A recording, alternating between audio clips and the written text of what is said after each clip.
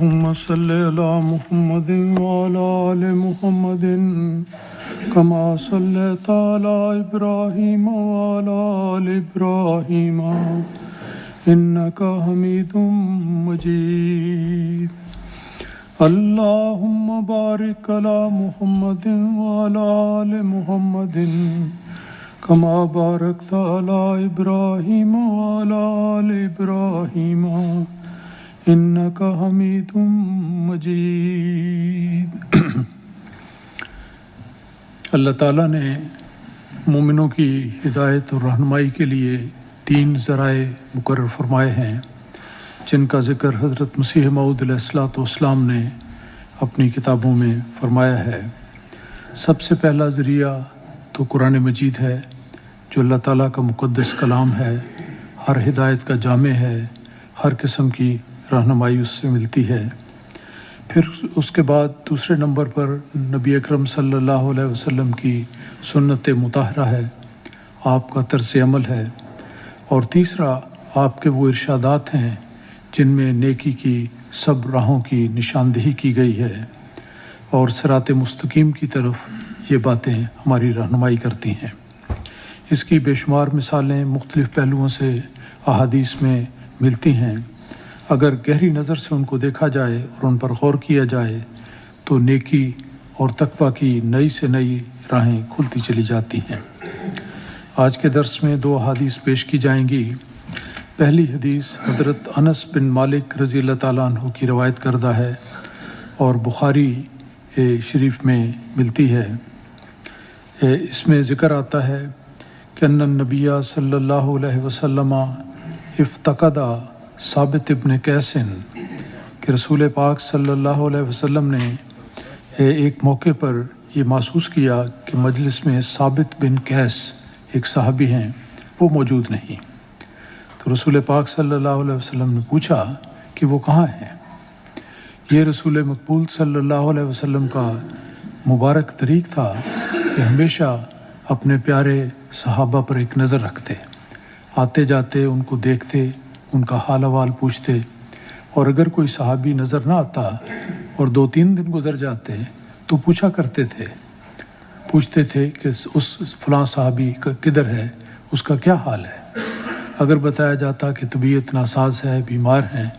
تو رسول پاک صلی اللہ علیہ وسلم اکثر اوقات ان کی عیادت کے لیے بھی تشریف لے جاتے تھے۔ تو ایک روز جب ثابت بن قیس کو نہ پایا تو پوچھا کہ وہ کہاں ہیں۔ اس پر ایک شخص نے عرض کیا کہ اے اللہ کے رسول، میں اس کا پتہ لے کر آتا ہوں۔ صحابی کو بھی کسی کو معلوم نہیں تھا، تو وہ کہتے ہیں کہ میں جا کر پتہ لے کر آتا ہوں۔ چنانچہ وہ حضرت ثابت کے پاس آئے اور اسے اس حالت میں دیکھا کہ حضرت ثابت بن قیس سر جھکائے ہوئے بہت غمگین صورت بنائے بیٹھے ہیں۔ انہوں نے حضرت ثابت سے پوچھا کہ آپ کی یہ حالت کیسی ہے اور کیوں آپ نے ایسی صورت بنائی ہوئی ہے۔ انہوں نے جواب دیا کہ میری بہت بری حالت ہے، اور اس کا اظہار اس طرح کیا کہ بات یہ ہے کہ میری آواز حضرت صلی اللہ علیہ وسلم کی آواز سے بلند ہے، اور قرآن مجید میں اللہ تعالیٰ کا یہ ارشاد آتا ہے کہ لا ترفعوا اصواتکم فوق صوت النبی، ہے کہ تم اپنی آوازیں اللہ تعالیٰ کے نبی کی آواز سے بلند نہ کیا کرو۔ تو حضرت ثابت بن قیس کو یہ غم کھائے جا رہا تھا کہ میری آواز رسول پاک صلی اللہ علیہ وسلم کی آواز سے زیادہ ہے، اور یہ گویا میں اس کی خلاف ورزی کر رہا ہوں اس اللہ تعالیٰ کے ارشاد کی کہ رسول پاک کی آواز سے بلند نہ ہو، لہٰذا میں سمجھتا ہوں کہ میں دوزخی ہو گیا ہوں، اور اس غم میں میں اکیلا گھر میں بیٹھا ہوں، سامنے جانے کی مجھے جرأت نہیں ہوتی۔ اس آدمی نے جو حال پتہ کرنے کے لیے گیا تھا آ کر رسول پاک صلی اللہ علیہ وسلم کو یہ حالات بتائے کہ ثابت یہ کہتا ہے۔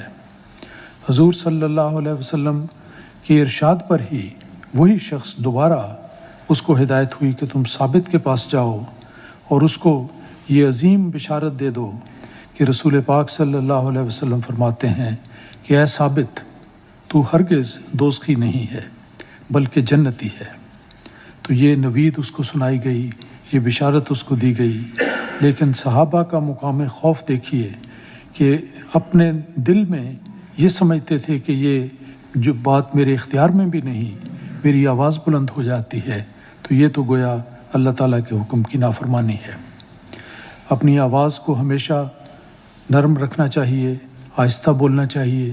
بلا ضرورت اونچے بولنے کی ضرورت نہیں۔ بعض موقع ہوتے ہیں جب کلمہ حق کہنا پڑتا ہے، نعرے لگانے پڑتے ہیں، تو اس موقع پر آواز بلند کی جاتی ہے۔ اذان کا موقع آئے، تبلیغ کا موقع ہو، آواز بلند ہونی چاہیے تاکہ انسان پوری قوت اور جرأت کے ساتھ کلمہ حق کہہ سکے۔ لیکن آپس میں باتیں کرتے ہوئے آواز اونچی کرنا، دوسروں کے لیے خلل پیدا کرنا، اور یوں ہی اونچی آواز میں ایک تکبر بھی پایا جاتا ہے، تو اس کا اظہار کرنا بھی پسندیدہ نہیں۔ تو یہ ایک دیکھیں صحابہ کا طرز عمل کس قدر ہماری رہنمائی کرتا ہے کہ بلا ضرورت اونچی آواز میں بات نہیں کرنی چاہیے۔ دوسری حدیث ہے عن ابی ہریرہ رضی اللہ عنہ، حضرت ابو ہریرہ رضی اللہ تعالیٰ عنہ بیان کرتے قال رسول اللہ صلی اللہ علیہ وسلم کہ رسول پاک صلی اللہ علیہ وسلم نے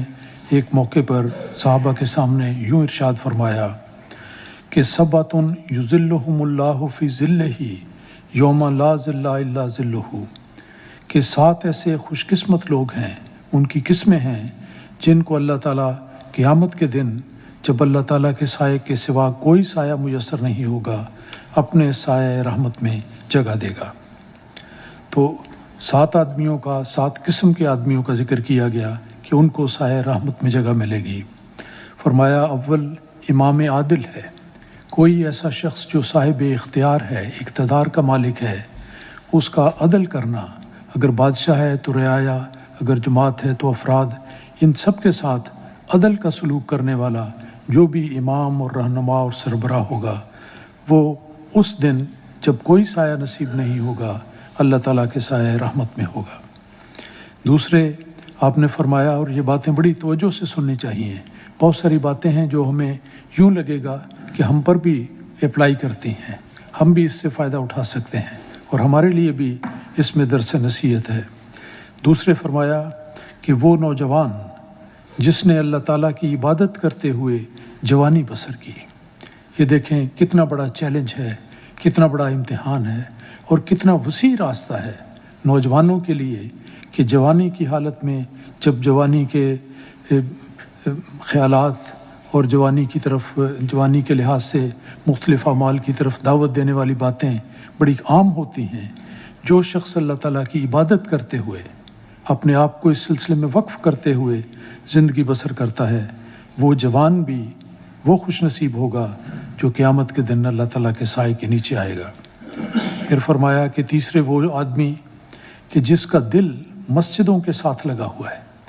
جیسا حدیث میں آتا ہے قلبہ معلق بالمسجد، ہے کہ مومن تو وہ ہے جس کا دل گویا مسجد کے اندر لٹکا ہوا ہے، نماز کے لیے آتا ہے، نماز پڑھتا ہے، جانے کو گویا جی نہیں کرتا، دل اس کا مسجد میں لٹکا ہوا، ساری توجہ وہاں پر، لیکن دنیا کے کاروبار کے لیے باہر صورت جانا بھی پڑتا ہے، لیکن تمنا ہوتی ہے کہ کب اگلی نماز کا وقت آئے اور پھر میں اللہ تعالیٰ کے گھر میں حاضر ہوں۔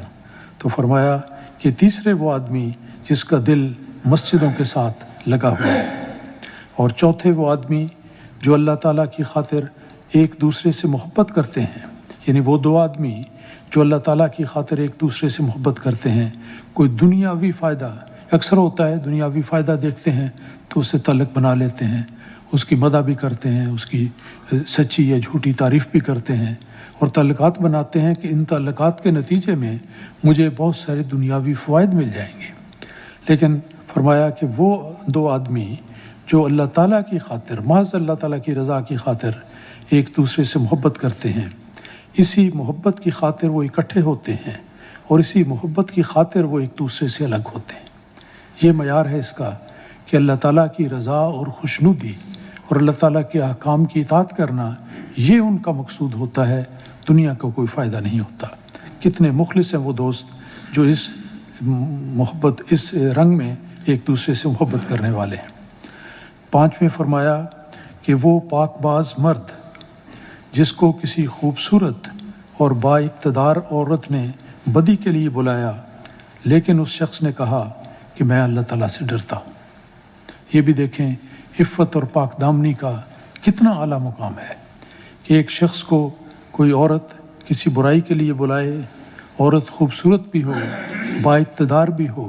یعنی دنیاوی لحاظ سے بھی بلند مرتبہ رکھتی ہو اور جسمانی لحاظ سے بھی، لیکن وہ اللہ کا بندہ کسی حد کو پار نہیں کرتا، اور جو اللہ تعالیٰ نے پابندیاں لگائی ہیں ان کی پوری اطاعت کرتے ہوئے کہتا ہے کہ میں ہرگز یہ کام نہیں کر سکتا کیونکہ میں اللہ تعالیٰ سے ڈرتا ہوں۔ تو خوف خدا کا دل میں ہونا یہ انسان کو حقدار بناتا ہے اس سایہ رحمت کا اس دن جب قیامت کو اللہ تعالیٰ کے سائے کے سوا کوئی سایہ نہیں ہوگا۔ اور چھٹے وہ سخی جس نے اس طرح پوشیدہ طور پر اللہ تعالیٰ کی راہ میں صدقہ دیا کہ اس کے بائیں ہاتھ کو بھی خبر نہ ہوئی کہ اس کے دائیں ہاتھ نے کیا خرچ کیا ہے۔ راہ خدا میں خرچ کرنا بہت بڑی نیکی ہے، لیکن اس عاجزی اور خاکساری اور اس انداز میں خرچ کرنا کہ گویا کسی کو پتہ نہ لگ جائے، اس کا اظہار نہیں، کوئی تفاخر نہیں، کوئی چرچا نہیں کیا جاتا کہ میں نے یہ کیا، فلاں نے یہ کیا، لیکن محض اللہ کی رضا کی خاطر وہ مال قربان کرتا ہے، صدقہ دیتا ہے، کسی کی مدد کرتا ہے، اور اتنی خاکساری اور خاموشی کے ساتھ کہ اس کے بائیں ہاتھ کو خبر نہیں ہوتی کہ اس کے دائیں ہاتھ نے کیا دیا ہے۔ اور پھر فرمایا کہ ساتویں نمبر پر وہ شخص، وہ مخلص عبادت کرنے والا ہے جس نے خلوت میں، تنہائی میں، علیحدگی میں اللہ تعالیٰ کو یاد کیا اور اس کی محبت اور خشیت سے اس کی آنکھوں سے آنسو جاری ہو گئے۔ ایسے آنسو جو بے اختیار نکلتے ہیں، بناوٹ کے لیے نہیں، کسی کو دکھانے کے لیے نہیں، لیکن محض اللہ تعالیٰ کی محبت میں اور اللہ تعالیٰ کی پکڑ سے ڈرتے ہوئے اس کیفیت میں اخلاص کے ساتھ جب آنسو جاری ہو جائیں تو وہ انسان بھی بڑا خوش قسمت ہے۔ تو رسول پاک صلی اللہ علیہ وسلم نے یہ 7 قسم کے افراد کا ذکر کیا جن کو سایہ رحمت نصیب ہوگا قیامت کے دن جب کوئی اور سایہ نہیں ہوگا۔ کتنے خوش بخت ہیں وہ لوگ جو اس میں سے کسی قسم میں آتے ہیں۔ تو یہ نیکی کی راہیں ہیں، نیکی کے مواقع ہیں، ان کو حاصل کرنے کی کوشش کرنی چاہیے۔ اللہ تعالیٰ ہم سب کو اس کی توفیق عطا فرمائے۔